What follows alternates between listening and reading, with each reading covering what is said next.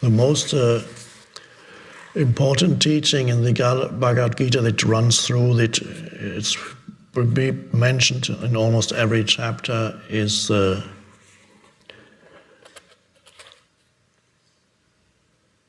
what's called karma yoga, which is a way in which you perform action in this world. I may just read I already briefly talked about it in our first session, but since this is perhaps the central theme, and it's the main spiritual practice, one could say, recommended in the Bhagavad Gita, is to do whatever you do in a certain way. And what that is, I'll explain again briefly. And if you do whatever life gives you to do in a certain way, that will lead to a deepening and spiritual realization.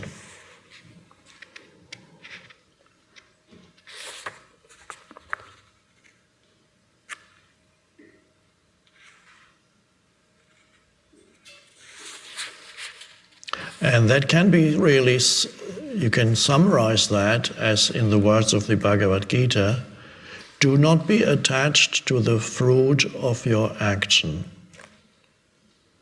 which of course simply means don't look to the goal of what you want to achieve through whatever you're doing now. Give your complete attention to the doing rather than where you want to get to through the doing. And that's, again, a very important lesson nowadays, because most humans don't know that yet. They are always one moment ahead. They want to get there. You may find in your own life still, a lot of the time, you are not present moment centered. You are focused on the next moment that you need to get to. So whatever you are doing at this moment is designed to get you to the next moment, and internally you project yourself away from what you're doing now, because the doing becomes a means to an end. This is very normal. Everybody lives like that. Whatever they do is a means to an end. And meant in their mind, the end is more important than what they're doing. That is so habitual and unconscious that most humans don't even know that that is how they live. That they always live for the next moment, but they're never completely in this moment. They also don't know that by living in that way, they create frustration and suffering and stress and discontent. Basically, they're condemning themselves to continuous discontent and to stress. Because if you ignore the present moment continuously, and ignore means you make it into a means to an end, because the next one is so important that you need to get to, then you miss life completely. You miss the depths that potentially is there in life, and life becomes shallow because it's all mental, because the next moment is always a mind formation. The next moment is a mental projection. The next moment is never a reality because it doesn't exist. When the next moment comes, okay, 1 minute from now, I've got 1 minute to finish this. And then after 1 minute, it's not 1 minute, it's now again. And then there's the next thing to do, of course. Immediately you look to the next thing, because you have become used to being uncomfortable with the present moment, conditioned since childhood to feel ill at ease in the present moment. Oh, I should be doing something, and doing implies some future projection. You can never be, you're always doing. And now the Bhagavad Gita, by recommending as a spiritual practice to renounce, as it's called here, to renounce the fruit of your action. Sometimes that is called a sacrifice.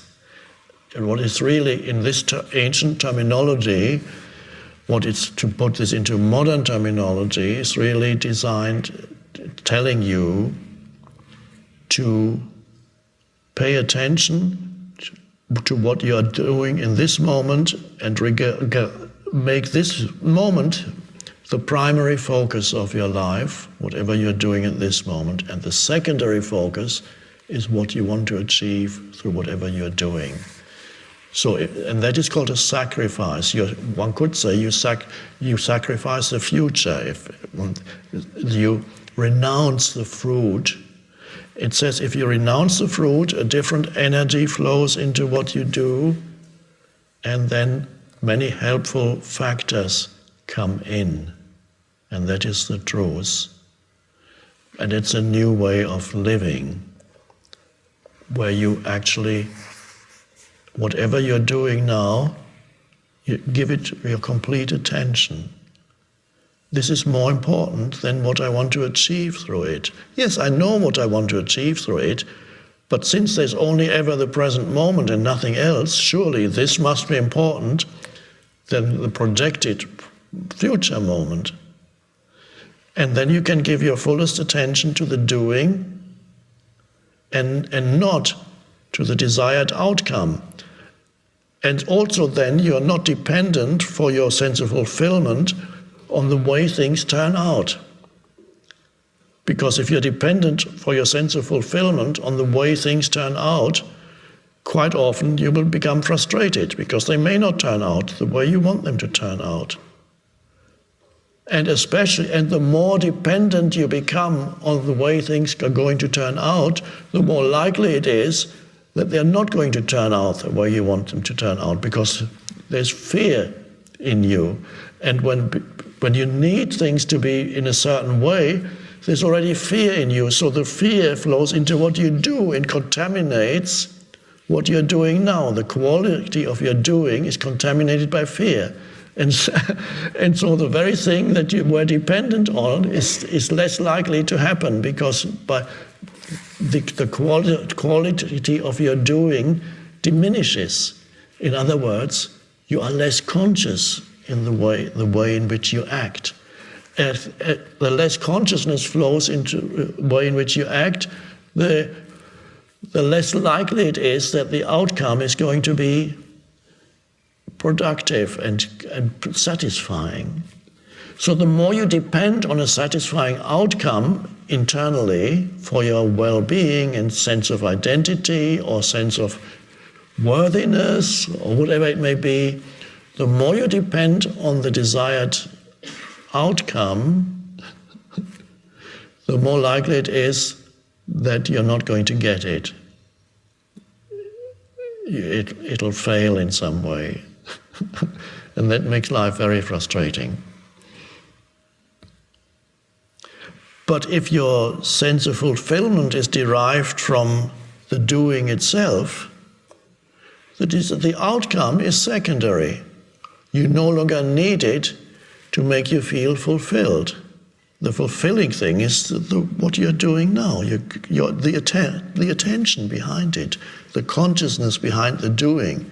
If you can feel the consciousness flowing through you as you do something with your hands or as you speak or whatever it is you do, relate to other humans, if you feel that and you enjoy the doing of this moment, let's say you have a business negotiation, the outcome is you want the contract to be signed, and if your focus is excessively on wanting the contract to be signed for the company you work for, or whatever, then the quality of your interaction with the other humans, the humans that you need to sign the contract, diminishes. The other human, the other person will intuitively feel your unease. You are uneasy because you're fearful about the outcome.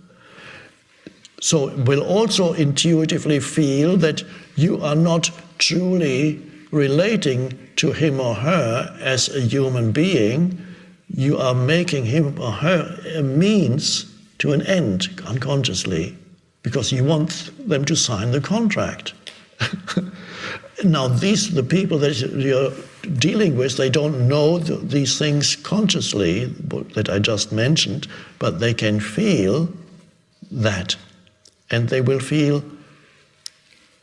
no, I don't think I want to sign the contract with this person.